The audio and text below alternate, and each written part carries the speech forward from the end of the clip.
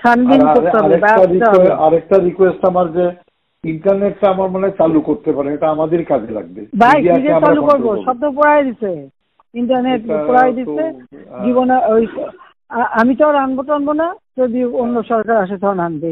আমি দিছি ইন্টারনেট, ওরা পড়াইছে, থাকুক, ওইটা চলতে হবে।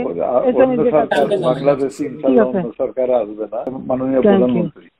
তো আমার মনে হয় আমরা হলো রণক্ষেত্রের সাথী।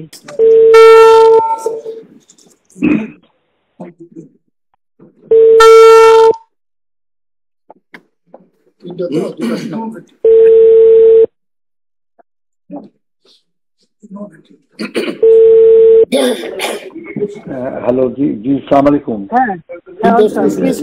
ইনু বলছিলাম। না, আমি একটা কথা, আমি মনে করি যে আপনার পদক্ষেপটা সঠিকই হয়েছে এখন পর্যন্ত, যা রিপোর্ট বাংলাদেশে পাচ্ছি আর কি।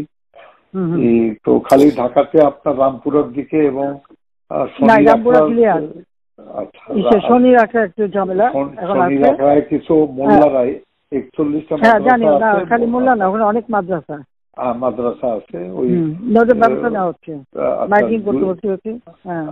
নারায়ণগঞ্জে যুক্তি দিচ্ছে না আর্মিকে, আমরা 36 সেনা নামাচ্ছি। ও আচ্ছা, আমি বলছি ক্যাজুয়ালিটির দরকার নাই, ওরা ব্যারিকেড দিয়ে আসছে তো, ঠিক আছে, আকাশ থেকে নামবে, তখন 2 পাশে ধরবে। আচ্ছা, মেসেজটা দিয়ে দিতে পারেন।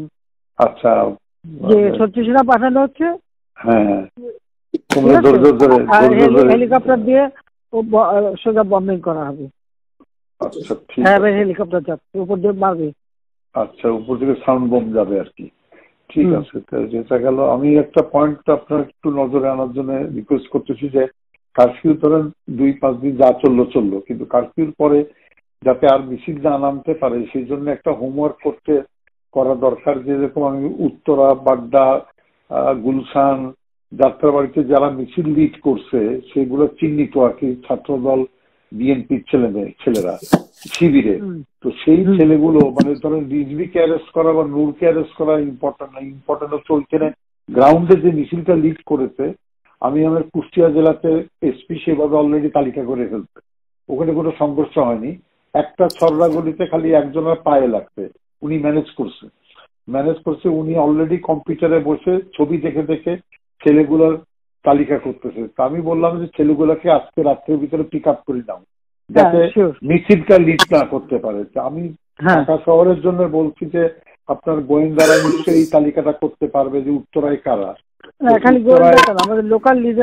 লোকাল লিডার, ওখানে এমপি খসরু আছে এবং হাসান হাবিব আছে। আমার কালকের যে রিপোর্ট, হাসান হাবিব নামেনি, কিন্তু ও রাগ করে খসরুর উপরে ছেড়ে দিয়েছে এমপি সাহেব মোকাবেলা করুক। তো হাসান হাবিব লোকাল না তো, ওদের তো লোকজন আছে। হাসান হাবিব নামেনি, আর এখানে ওয়াকিলও সামলাতে পারেনি, ও 2 লাইনে পা দিয়ে চলে। তা আমার কথা হচ্ছে যে একটু যদি লোকাল লিডারদের সাহায্যে তালিকাটা করে নিয়ে আজকে রাতের ভিতরে সব কাস্টডিতে নিতে পারেন, তাহলে কোনো জায়গায়। আর মোহাম্মদপুরে একটা পাঁচতারা ছিল, কালকে আপনি রাত 12টায় দিয়ে খুব ভালো করছেন।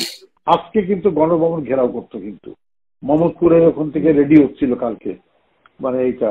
সুতরাং ডিসিশনটা খুবই কারেক্ট হচ্ছে মাননীয় প্রধানমন্ত্রী। তো আমার মনে হয় আমরা হলো রণক্ষেত্রের সাথী। না, রণক্ষেত্রের সাথী। তো আপনি একটু দয়া করে মানে এই পিক আপটা করতে বলেন, উপরে ওইটা একটু হোমওয়ার্ক করতে বলেন, করে অ্যারেস্ট করে ফেলতে বলেন আজকে। মানে সদিয়ে অ্যারেস্ট করে ফেললে আর মিছিল করার লোকটা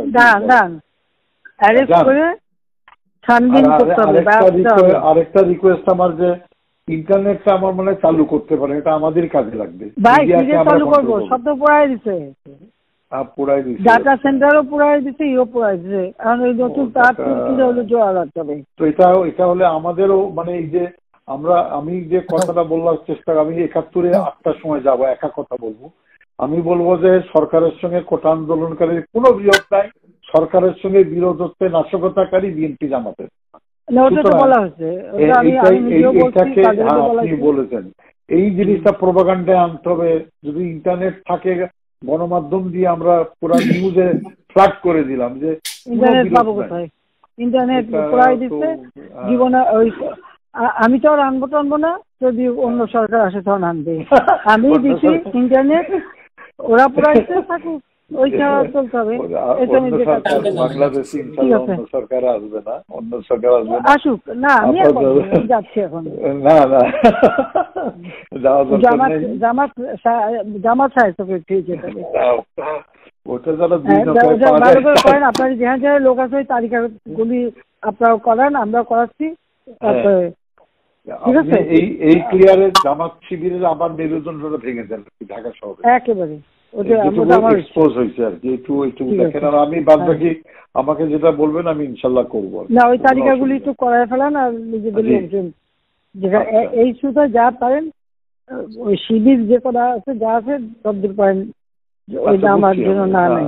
ওকে, ঠিক আছে, আচ্ছা জি, আচ্ছা, থ্যাংক ইউ।